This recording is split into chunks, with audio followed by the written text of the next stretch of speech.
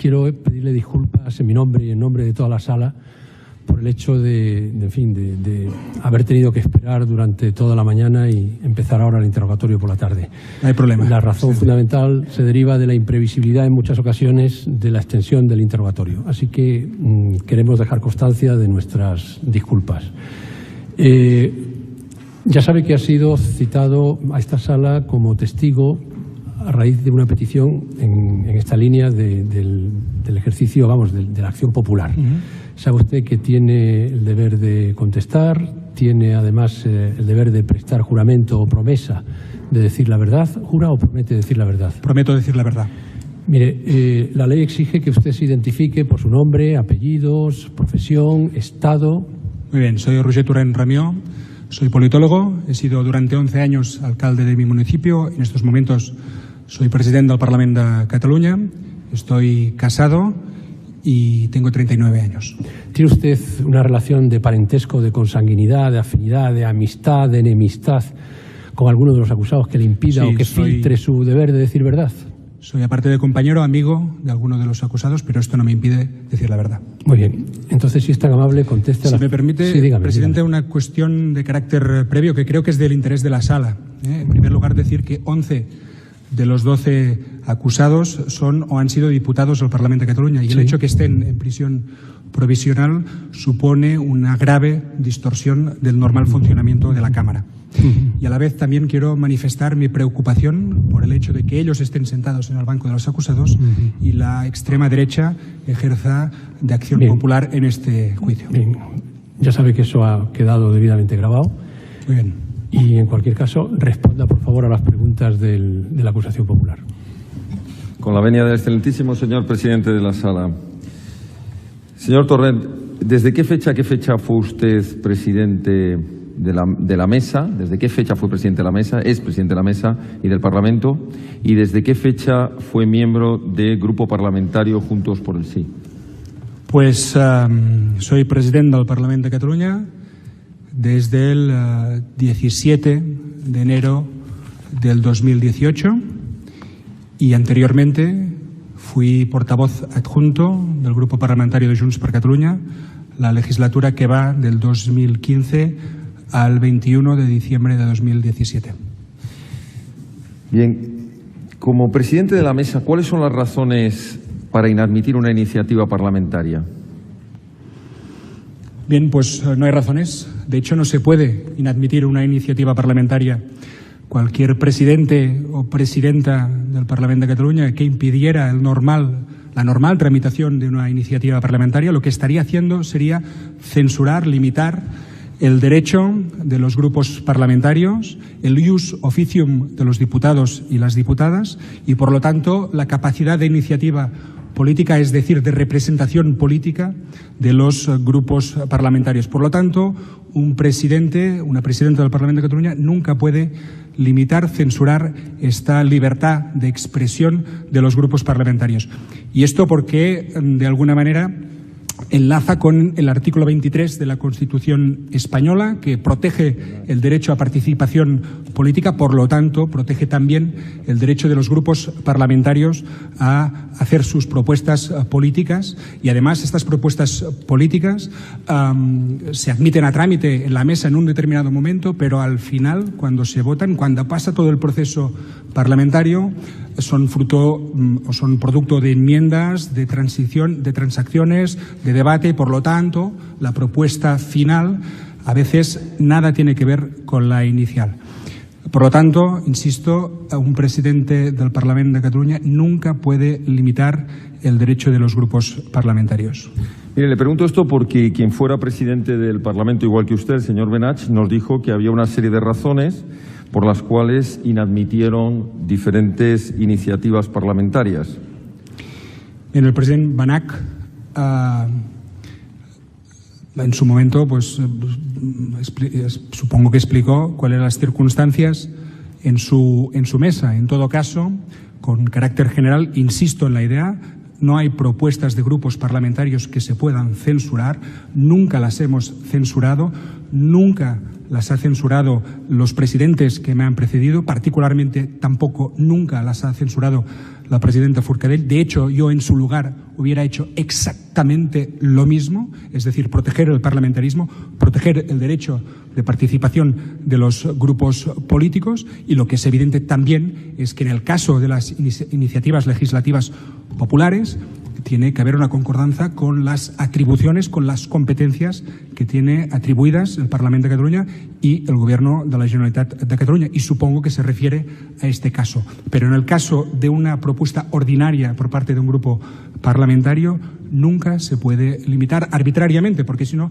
lo que estaríamos abriendo es la puerta a que un presidente o una presidenta utilizara una cuestión meramente burocrática, que es la de hacer el orden del día de la mesa del Parlament, la de plantear los temas que van en la mesa del Parlament para decidir de qué se habla y de qué no se habla en un Parlamento, en este caso en el Parlamento de Cataluña, y esto evidentemente desde un punto de vista democrático no puede ser de ninguna manera. Usted cita las competencias y en base a esas competencias y en base a la legalidad, yo le pregunto, cuando la mesa del Parlamento entiende que debe admitir una iniciativa, pero los informes de los propios letrados de la Cámara dicen que ni es competente ni se ajusta a la legalidad, ¿sigue usted creyendo que la Cámara tiene que admitir esa iniciativa? Efectivamente, entre otras cosas, porque los informes de los letrados del Parlamento de Cataluña no son vinculantes. No son vinculantes, pero el criterio distinto al que usted se está refiriendo, por tanto, ¿en qué se basa? Es decir, si no se basa en un criterio de legalidad. La mesa del Parlamento es un órgano político que toma decisiones políticas y, por tanto, lo que hace es no entrar nunca a valorar el fondo de las propuestas, por muy inconstitucionales que uno pueda pensar que son, sino que lo único que controla, lo único que tiene que abordar es una cuestión meramente formal, si se han presentado en tiempo y forma. Esto es lo que hace siempre la mesa del Parlamento, que, insisto, es un órgano político, no es un órgano censurador. Por tanto, si yo no lo he entendido mal, corríjame si no es así, prevalece un criterio de admisión, según dice usted, político, frente a un criterio estrictamente jurídico. No, lo que digo es que no se puede no admitir una propuesta de ningún grupo parlamentario. Aunque esa propuesta sea contraria a derecho. Ya ha dicho, señor letrado, cuál es el criterio con el que él, digamos, que rige las decisiones de la Cámara. No se inadmite ninguna proposición por razones de fondo. Bien, gracias, señoría. Y una última pregunta. Mire, en relación con las leyes que se aprobaron en relación con el 1 de octubre, el referéndum del 1 de octubre y la declaración de independencia el 27 de octubre, estas leyes fueron una consecuencia de un proceso de creación de una legislación paralela a la legislación vigente conforme a la Constitución.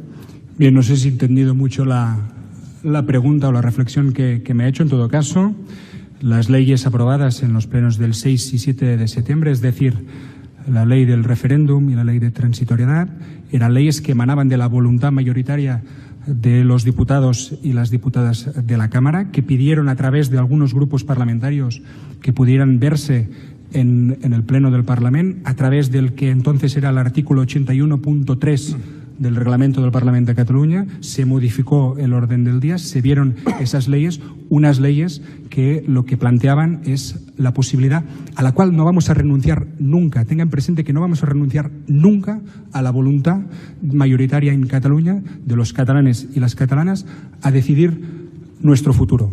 Fueron leyes que nos permitieron votar el 1 de octubre. Yo voté el 1 de octubre. Votaron 2.300.000 catalanes y catalanas. Y tengan presente que volveremos a votar. Volveré a votar. Pero mire, porque estoy convencido de que, y las leyes planteaban exactamente esto, estoy convencido que el conflicto político entre Cataluña y el Estado solo se resolverá mediante un referéndum. Yo le preguntaba no por su voluntad en el futuro, le preguntaba por lo ocurrido, por hechos ocurridos.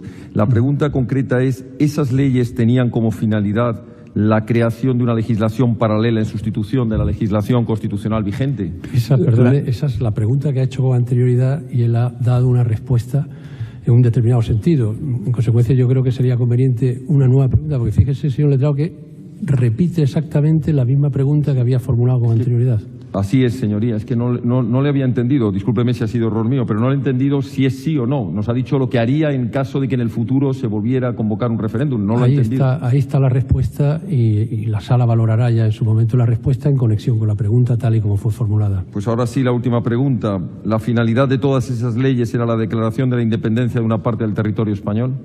La finalidad de esas leyes era que la gente, los ciudadanos de Cataluña, tal y como piden masivamente, pudieran votar y pudieran decidir libremente su futuro. Perdone que insista, señor presidente, es que la pregunta es para la declaración de la independencia de una parte del territorio español. Pero yo le respondo exactamente a qué voluntad respondían las propuestas de leyes del 6 y el 7 de septiembre. ¿Y cuál era esa voluntad? Bueno, pues lo que he dicho. Es decir, eran leyes que daban instrumentos para poder preguntar a los ciudadanos de Cataluña cuál es su futuro. Y esto es un planteamiento que, insisto, no ha cambiado, no cambiará, y por mucho que se juzgue aquí a estos 12 hombres y mujeres demócratas, no va a cambiar, no vamos a cambiar, no vamos a plantear ninguna otra solución de futuro que no sea permitir, evidentemente, que los ciudadanos de Cataluña puedan votar. Y a esto respondían las leyes del 6 y 7 de septiembre. La sala da por respondida la pregunta y en consecuencia, si tiene otra pregunta la formula, y si no, pues... No hay más preguntas, señoría. Muchas gracias. Muchísimas gracias. ¿El Ministerio Fiscal tiene alguna pregunta? Sí. Con la venia del presidente y de la sala. Usted sabe que el artículo 37 del reglamento del Parlamento permite la calificación de los escritos y de los documentos para su admisión a trámite, ¿o no? Sí, evidentemente lo que tiene que hacer la mesa es admitir a trámite los escritos y las propuestas de los grupos parlamentarios, y es lo que hace siempre, que se hizo con la presidenta Forcadell y que hago yo en estos momentos. Es evidente que tiene la mesa del Parlamento la facultad de inadmitir a trámites escritos y proposiciones de ley. Solo por cuestiones de forma, es decir, si no se han presentado en la forma y en el tiempo adecuado, pero nunca por cuestiones de fondo. ¿Sabe que el Tribunal Constitucional en diferentes resoluciones se ha dirigido a la mesa de la Cámara diciendo que están facultados para inadmitir por motivos materiales las resoluciones o proposiciones de ley evidente y palmariamente inconstitucionales, sin que ello vulnere los derechos de los parlamentarios?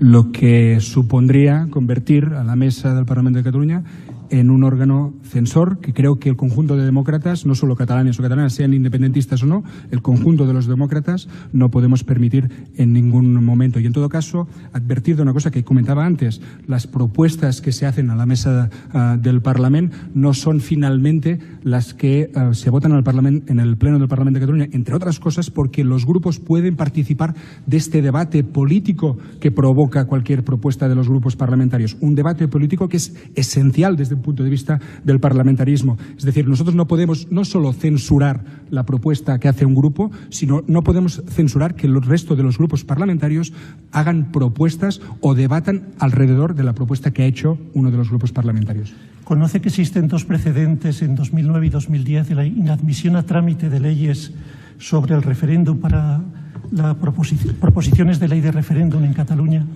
No conozco al detalle, pero imagino que hace referencia a dos iniciativas legislativas populares que no son propuestas de grupos parlamentarios. Sí. Bien, usted el 6 de octubre se presentó una solicitud por 3 consejeros, Oriol, Turull y Romeva, para dar traslado al Parlamento de los resultados del 1 de octubre. ¿Es así? Yo no estaba en la mesa en ese momento. Se votó, en la sesión del Pleno intervino el presidente Puigdemont estableciendo o proclamando los resultados del referéndum y el mandato del pueblo de Cataluña para convertirse en Estado independiente. El presidente Puigdemont compareció en el Pleno del Parlamento, como comparecen todos los presidentes de la Generalitat de Cataluña, a voluntad propia. El reglamento lo que estipula es que cuando pide el presidente de la Generalitat comparecer en el Pleno del Parlamento, la mesa del Parlamento, el Parlamento no se puede oponer, simplemente lo que se hace es fechar el día exacto en el que comparece el presidente, y en este caso fue el presidente Puigdemont, creo que fue el 10 de octubre. Sí. ¿Se votó ese día el documento de Constituimos la República Catalana como Estado independiente? No, ese día no se votó ningún documento. ¿No se votó? ¿No se votó en secreto? El día 10 de octubre no. ¿Se firmó el documento? se firmó, se hizo un acto fuera del Pleno del Parlament de Catalunya y, por tanto, no en sesión formal del Pleno del Parlament de Catalunya. Sí. Pero no se votó, el día 10 de octubre no se votó ningún documento. Sí, el 27 de octubre se presenta dos proposiciones de ley, dos propuestas sobre resolución de independencia y de proceso. Vamos a ser precisos. Se presentaron el día 27 de octubre se presentaron propuestas de resolución, no propuestas de ley, propuestas de resolución, que no es exactamente, de hecho no tiene nada que ver. Propuestas sobre resolución de independencia y de proceso constituyente. Propuestas de resolución que se votaron en el Pleno del Parlamento, como ocurre otras muchas veces que se votan propuestas de resolución en el Pleno del Parlamento de Cataluña. ¿Se votó la parte declarativa de esas propuestas de resolución? Lo que se vota es la parte dispositiva, siempre en todas las propuestas de resolución. Sí. ¿Terminaba esa propuesta de resolución con asumimos el mandato de constituir y declarar a Cataluña Estado independiente? No recuerdo la literalidad, pero esto me encaja con lo que plantea la parte declarativa de la propuesta de resolución. Pues ninguna pregunta más, señoría. Gracias. Muchísimas gracias, excelentísimo señor. La representación de la Abogacía del Estado, por favor. Buenas tardes, señor Torrent. Buenas tardes. Vamos a ver, la mesa y su presidente, actualmente usted lo es, no está sometida a la legalidad y a la obligación de cumplimiento de resoluciones de los tribunales y en particular del Tribunal Constitucional. Está sometida a la legalidad, está sometida sobre todo al reglamento del Parlamento de Cataluña y está sometido a los criterios más elementales del parlamentarismo y la democracia. Cuando dice usted sobre todo, ¿es porque entiende que el sometimiento al reglamento es prioritario sobre el cumplimiento del resto de la legalidad y de las resoluciones de los tribunales? No, lo digo porque es lo que gestionamos cotidianamente en la mesa del Parlamento de Cataluña prácticamente cada semana. Cuando ocurren acontecimientos no cotidianos, como la existencia de una resolución judicial que prohíbe admitir iniciativas de cualquier naturaleza con un determinado contenido, en este caso las resoluciones del Tribunal Constitucional compelían a la mesa y en particular a la presidenta a admitir iniciativas cuyo contenido fuera hacer un marco, propiciar un marco legal para un referéndum. En este caso, ¿qué es lo que ha de priorizarse? ¿El cumplimiento de la resolución judicial o del reglamento de la Cámara? Mire, la presidenta Forcadell no podía hacer otra cosa que no fuera admitir a trámite la propuesta de los grupos parlamentarios, por la serie de razones que he esgrimido antes y que en todo caso tienen que ver, insisto en esta idea, en el hecho de que la mesa del Parlamento de Cataluña no puede ser nunca un órgano censor. Y además usted puede prever o puede plantear la inconstitucionalidad de alguna propuesta que hagan los grupos parlamentarios, pero en todo caso esa propuesta pasa toda una fase parlamentaria, finalmente se vota, puede que no coincida en nada en la propuesta inicial y en todo caso a mí lo que me parece es que el Tribunal Constitucional, si acaso, tiene que entrar ex post, nunca ex ante, porque ex ante solo es una propuesta de un grupo parlamentario, no es ninguna resolución, no es ninguna ley, no es nada votado por el Parlamento de Cataluña y en todo caso es una propuesta legítima de cualquier grupo parlamentario que se tiene que tramitar sí o sí. Pero ante una resolución judicial que establece una prohibición ex ante, ¿cómo ha de procederse? Y le concreto más. ¿El presidente de la mesa puede evitar introducir precisamente en el orden del día de la mesa un punto que tenga un contenido contrario a una resolución del Tribunal Constitucional? No puede evitar introducir en el orden del día una propuesta de un grupo parlamentario. ¿Por qué no puede evitarlo? Bueno, por toda la serie de argumentos que he expresado anteriormente, pero básicamente porque supondría limitar los derechos de ese grupo parlamentario y de los representantes, es decir, de la ciudadanía que ha votado a esos diputados y a esas diputadas. Y en todo caso, esta voluntad o esta iniciativa, este derecho de iniciativa parlamentaria de los grupos parlamentarios está recogido también en la Constitución española, en el artículo 23 concretamente, que es el derecho a la participación política, que se concreta votando las elecciones, pero también con las iniciativas parlamentarias de los representantes de los ciudadanos cuando han votado en esas elecciones. una última pregunta. La ley de transitoriedad, si yo no estoy equivocada, no tenía por objeto permitir que los ciudadanos se manifestaran, ¿no es así? ¿Perdón? ¿Qué? La ley de transitoriedad, ¿tenía como objeto permitir que los ciudadanos se manifestaran o tenía otro objeto? No, tenía por objeto, como la ley del referéndum, buscar una solución política al conflicto que vive Cataluña con el Estado español, plantear un escenario de diálogo y de negociación entre gobiernos, también multilateral, es decir, también desde una perspectiva europea. Apelaba a ese diálogo entre instituciones, pero también entre pueblos del Estado y pueblos de Europa, y en todo caso lo que buscaba es una seguridad no solo para el conjunto de la ciudadanía, sino también de las instituciones, y en todo caso, vuelvo a repetir, lo que planteaba es ese proceso de negociación y de diálogo con el Gobierno del Estado. En cualquier caso, es evidente que la ley de transitoriedad nunca se hizo efectiva, es decir, nunca tuvo efectos jurídicos. Que nunca tuvo efectos jurídicos quiere decir que nunca llegó a producir efectos, pero aprobarse se aprobó formalmente. Se aprobó en el Parlamento de Cataluña, pero más allá de eso no tuvo efectos jurídicos, y esto es evidente. Muchísimas gracias. No hay más preguntas, ¿verdad? ¿Alguna pregunta? Señor presidente. Buenas tardes, señor Torrent. Buenas tardes. Bueno, he hecho sus cargos. Aparte de sus cargos, ¿es usted miembro de Esquerra Republicana? Pues sí, soy militante de Esquerra Republicana desde hace casi 20 años. Soy compañero de algunos de los acusados y soy independentista desde que tengo conciencia política. Soy feminista, soy ecologista, soy antifascista, soy republicano. Vamos a ver si y por eso milito en un Esquerra Republicana. un hecho, por favor. Una pregunta sobre un hecho. Yo le quería preguntar... Que ya ha quedado identificado con las generales de la ley. Venga, un hecho. Sí. Bueno, era para aparte de situarle por sus cargos, por su militancia. Le pregunto, usted ha dicho que participó también el 1 de octubre.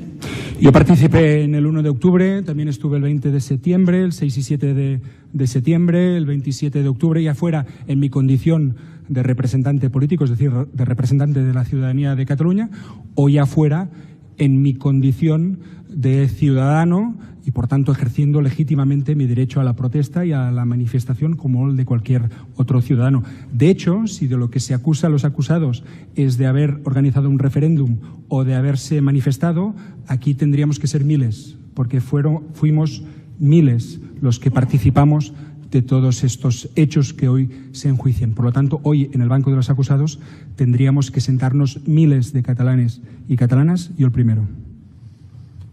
Vale. Le voy a preguntar entonces, el 1 de octubre, si dice que fue a votar, explíquenos como protagonista de esa jornada, qué es lo que se encontró en los centros. Bien, yo en primer lugar, y antes de que abriera el colegio electoral, fui al colegio electoral en el que habitualmente voto, fui con mis hijas, mis 2 hijas pequeñas, antes de que abriera el colegio electoral, porque intento transmitirles el valor de la democracia y el valor de ejercer la democracia justamente para defenderla. Y luego, más tarde, ya no con la familia, evidentemente, estuve en Sant Julià de Ramis, un colegio electoral, donde lo que vi fui a la policía, en este caso la Guardia Civil, cargando contra ciudadanos. Esto yo creo que ya lo hemos hablado en alguna otra ocasión. El testigo es un testigo de las acusaciones, concretamente de una acusación. El interrogatorio ha ido en los términos que ha ido, sobre las materias que ha ido. Entonces, el ejercicio del principio de contradicción lo que exige, lo hemos dicho en alguna ocasión, es una repregunta sobre lo que ya ha contestado. Si introducimos nuevas cuestiones, nuevas materias sobre su presencia, sobre la motivación del voto, tendríamos luego que ofrecer la posibilidad a los que le han propuesto a que contradigan sobre eso que han respondido a instancias suyas. Y esto vale tanto para los testigos de la acusación como para los testigos de la defensa. En el momento en que examinemos a los testigos de la defensa, imagine su perplejidad cuando observe que las acusaciones se valen de su citación para precisamente introducir cuestiones sobre las que usted no ha preguntado. Y luego usted legítimamente tendría que reivindicar su derecho a contradecir. En consecuencia, yo le pido, por favor, que las preguntas que debe hacerle al señor Torrent son las que usted considere oportunas, una vez superado el juicio de pertinencia, pero por favor, sobre la materia, no le digo sobre el tema concreto, sobre la materia sobre la que ya ha respondido. Entonces, así hacemos realidad el principio de contradicción. Señor presidente, esta parte entiende, es la primera vez que tiene ocasión de hablar sobre este tema, que la pertinencia de una prueba le da la posibilidad a todas las partes de interrogar sobre hechos que tengan que ver con la acusación. Si no es así, mi pregunta sería, ¿le puedo interrogar sobre el 20 de septiembre y el 1 de octubre? No. Entonces, ¿puedo formular las preguntas para que consten en acta? No. ¿Tampoco? Entonces, ¿cómo se va a evaluar en una impugnación futura la vulneración de la tutela judicial? ¿Sabe usted lo que sucede? Que la razón de la declaración de impertinencia, que va dirigida a la pregunta, la impertinencia, la declaración de impertinencia de la pregunta, evidentemente ha quedado claramente reflejada cuál era su pregunta y cuál ha sido mi respuesta. En consecuencia, todo lo que sea salirnos del núcleo fáctico, temático por el que ha sido llamado el señor Torrent es introducir no un principio de contradicción, sino un principio zigzagueante en el que primero interroga la acusación, luego la defensa interroga sobre puntos que no han sido objeto de la acusación, luego la acusación pide replicar, luego la defensa, y esto haría absolutamente inmanejable el juicio. Dentro de la flexibilidad con la que en otras ocasiones lo estamos admitiendo, pero lo que no se puede pretender es este señor, el presidente del Parlamento, que ha venido propuesto por una acusación, yo lo convierto en testigo e introduzco un interrogatorio que no tiene absolutamente nada que ver de las preguntas que le han sido formuladas. Entonces, yo le pido, por favor, que si las preguntas van a relacionarse con lo que verdaderamente puede aportar el testigo, que es su experiencia sobre prácticas parlamentarias, su papel desde el punto de vista de la admisión a trámite o no de una proposición, todo eso será bien recibido. Pero si usted va a preguntar al testigo qué fue lo que él sintió al ir a votar el día 1 de octubre, el tribunal está obligado sencillamente a decir que no, que eso desborda lo que es el significado de su propuesta. Señor presidente, como legítimamente no lo comparto, voy a formular protesta y quiero saber si puedo decir las preguntas para ya la anticipo. Si están relacionadas con aspectos que no han sido abordados. No, es que no están relacionadas. Pues entonces, pero las puedo decir para que consten en acta. No va a decir nada, porque, vamos a ver, yo le estoy diciendo... la tutela judicial? No, vamos a ver, no entre en debate conmigo sobre el contenido y el alcance del derecho a la tutela judicial. No las puedo expresar. Le estoy diciendo que todas las preguntas que usted introduzca ex novo sobre una materia para la que el testigo no ha sido interrogado son improcedentes. Entonces, en cualquier eventual impugnación que usted quiera hacer, en esa eventual impugnación, deja bien claro que el presidente no le permitió formular ninguna pregunta sobre lo que él pudo ver o experimentó el día en que fue a ejercer su derecho de voto. Y esto ha quedado grabado y usted no va a tener ningún problema de alegación, ningún déficit defensivo. Así que, por favor, si tiene una pregunta relacionada con la actividad parlamentaria del señor Torrent, que es especialmente rica e interesante para la sala, si tiene alguna pregunta relacionada con lo que ha sido la interpretación del reglamento, que es la línea por la que han ido las acusaciones, usted podrá ejercer el derecho de defensa y el principio de contradicción ahondando en esa pregunta desde la perspectiva de la defensa, pero no introduzcamos algo que no va a ser objeto de contradicción. Así que, si es tan amable, formula una pregunta sobre lo que le acabo de decir, en la línea de que no vamos a admitir preguntas que rompan el principio de contradicción. Formula una pregunta, por favor. No puedo formular ninguna pregunta porque todas eran sobre hechos relevantes. Parece que yo no me explico o que no me entiende. Si le estoy diciendo que no mire, es que además hay una cosa.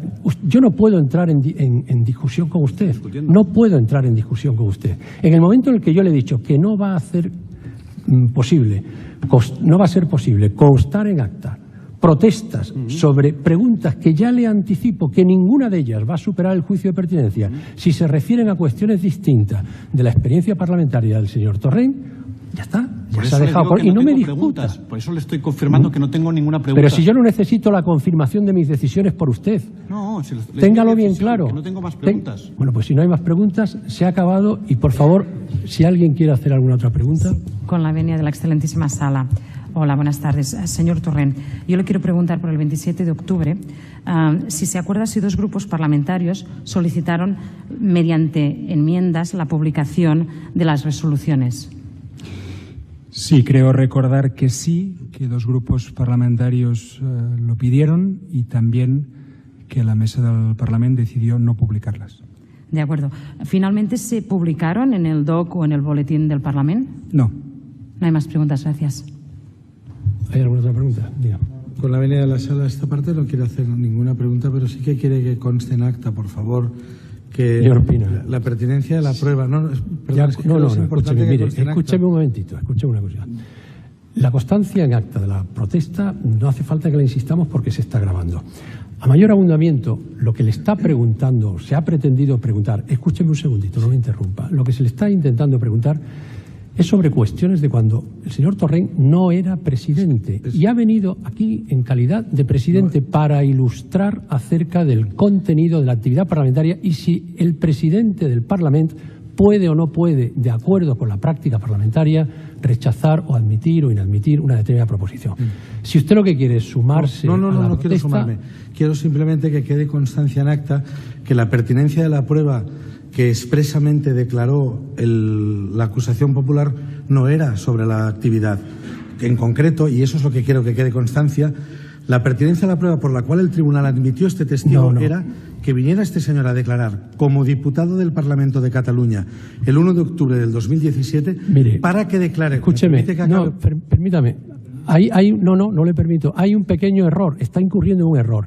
La pertinencia de la declaración del señor Torrent no la delimita la acción popular, la delimita esta sala. En consecuencia, esta sala considera pertinente y ha considerado pertinente la declaración del señor Torrent de la misma manera que consideró pertinente la declaración del señor Benet y, en definitiva, de quienes han venido aquí para sencillamente explicarnos el enlace entre lo que hizo la señora Forcadell y los precedentes que pudo haber desde el punto de vista de los usos parlamentarios.